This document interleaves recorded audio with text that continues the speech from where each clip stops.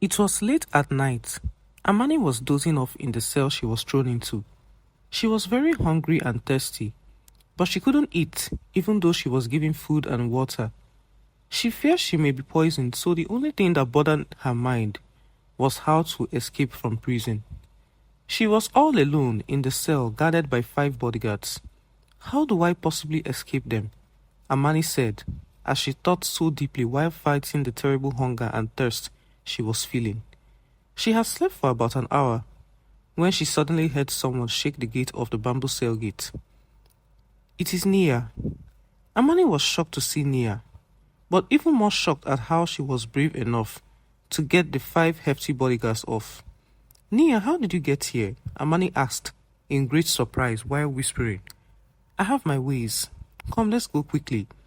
Nia replied her while giggling. Shortly after, they were very far from the palace. They quickly got back into conversation. I had to disguise as a street hawker selling food that I laced with sleeping powder. They didn't recognize you, Amani asked surprisingly. They would have done that if I did not make up heavily and still cover my face. Nia replied, and they both laughed while walking fast. Shh, remember we're still on the road. Amani cautioned Nia. They quickly picked up some ripe fruits to eat and rested till dawn. They got up and continued walking till they stopped at a riverbank. They had just arrived at the River Nile bank. My queen, have you ever traveled through this river? Nia asked Amani. Yes, Nia, many times, but we had our own canoe. So how do we swim across? Amani replied, but this time, worried. Somebody may pass by. Just don't worry. Nia reassured her. Nia was right because a fisherman from a neighboring village sailed across. They both screamed for help, but he was not stopping. My boat is full, the man told them. Shortly after, another fisherman came in the opposite direction, sailed through the Nile. When he sighted them, he sailed to the bank and asked them where they were going. We are sisters, we have nowhere to go. Nia told him as he looked at Amani, who quickly covered her face with a piece of cloth she borrowed from Nia. The fisherman pitied them and took them into his boat. They sailed for nearly 2 hours before they arrived at another kingdom. They thanked him so much for the trip and some of the fish he gave them. Queen Amani and Nia quickly entered the beautiful city and walked through the buildings and market stalls. It was just as beautiful as Sidoria, with tall, majestic buildings, built with stone and mortar, just like Eldoria. The beautiful city of Kilwa was well known for their amazing architectural styles. Beautiful landscape, beautiful water bodies, beautiful people with colorful attires, with great hospitality. Amani felt at home immediately. They soon reached a compound where a woman who seemed to be in her 40s stepped out. She was Nia's auntie, Zara.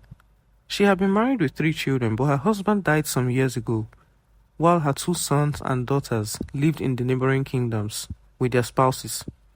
While she did enjoy the solitude, she missed her late husband and children sometimes, but she had learned to move on with life. Nia quickly explained their difficult experiences to Zara. After a few minutes, Nia walks back to Amani. This is my auntie, Zara, Nia said to Amani. Zara and Amani hugged each other. It's nice to know you, Zara.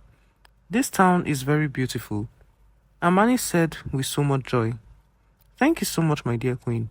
You are welcome to the city of Kilwa. They all cracked jokes and went into the house till night fell. In the next few weeks, Amani and Nia looked more relaxed and well-fed. Amani looked chubby this time around, enjoying Zara's tasty meals and the yummy street foods of Kilwa. Her skin looked smooth, and her already losing afro hair was shining. Amani, Nia, and Zara were sitting together, talking and laughing when Zara chipped in. My queen, you have been glowing recently, and you have been eating so well. Thank you, Zara. Though your meals are so tasty, I feel this irresistible urge to eat these days, Amani replied. That is because you are pregnant, my queen. Zara replied her with joy and assertion. Amani was confused because she had never been pregnant before, but she was now certain that her suspicions were correct. Meanwhile, Nia was overjoyed that her dear queen turned big sister, Amani, was with child. They all prayed and wished Amani a safe and successful pregnancy and delivery for Amani. Months passed, and Amani's bump grew bigger, automatically making her avoid too many physical activities. Sometimes she would be so bored and tired of sitting down and watching Nia and Zara hustle every day and just wants to contribute something, no matter how little. It's all right, my queen. You don't have to do anything. We are here for you. Just take a little walk in the city and come back home. Eat and sleep, okay? Zara assured her. Amani felt her warmth to the point that she did not know how to express her gratitude, but she was sure grateful. Thank you so much, Zara. How would I have coped without you and Nia? Thank you so much, my dear. Amani said to Zara, while Zara thanked her too and quickly escorted her out of the compound and showed her a few areas she had never been to.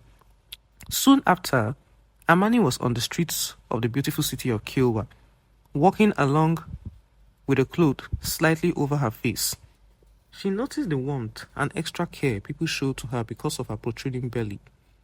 She quickly bought herself a meal and sat down in front of the market store, chewing it so delightfully while staring at the passers-by, till she noticed someone familiar staring at her. It was the face of a woman who looked similar to the cook who occasionally served she and her late husband food. Amani quickly covered her face and pretended not to see the woman till she left. Soon after, Amani had to go back home. Since that day, she barely went out into the city again, till she went into labor about 2 months later. She was already asleep when the strong contractions woke her up very late at night.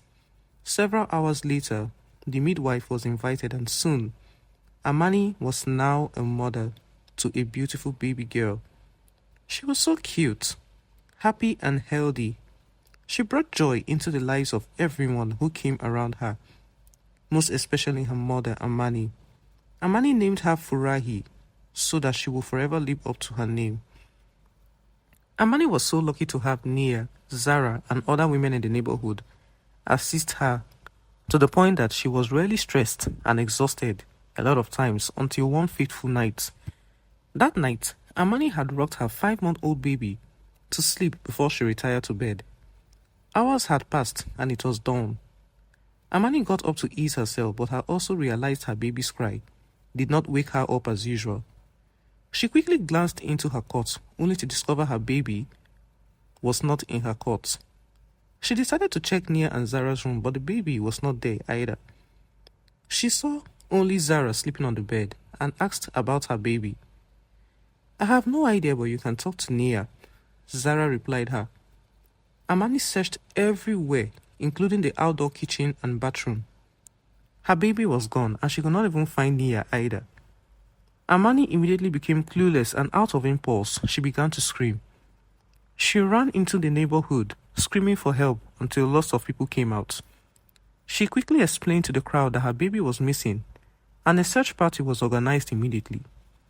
The search party, consisting of brave men and women, grouped themselves into batches and went round the city looking for the baby. Amani was in tears while Zara and some of the neighbors had to calm her down.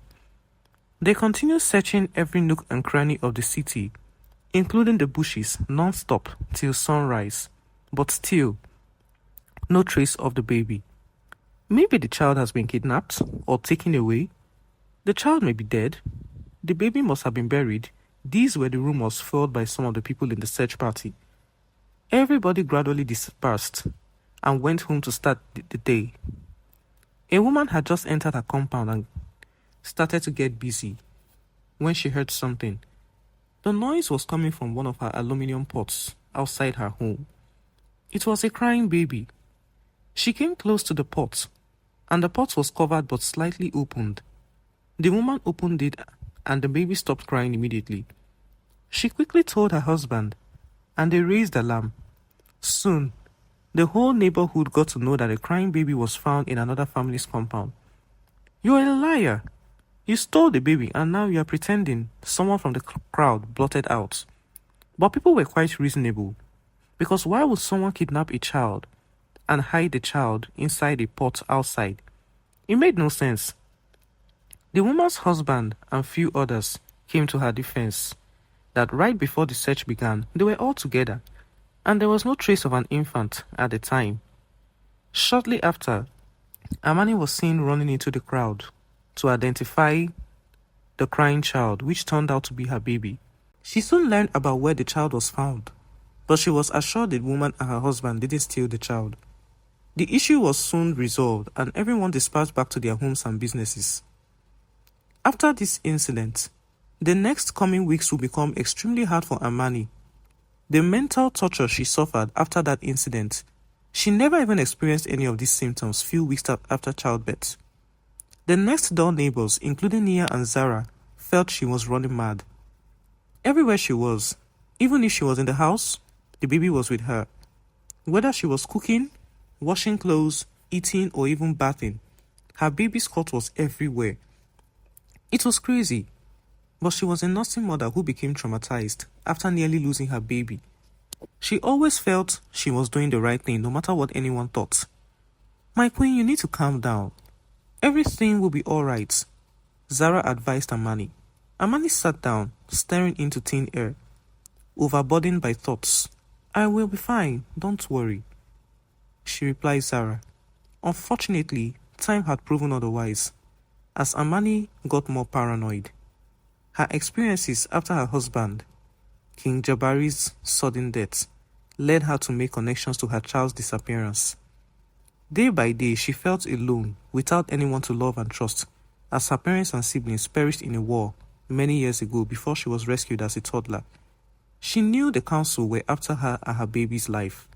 Perhaps someone could have leaked information to them about her pregnancy. But who could that be?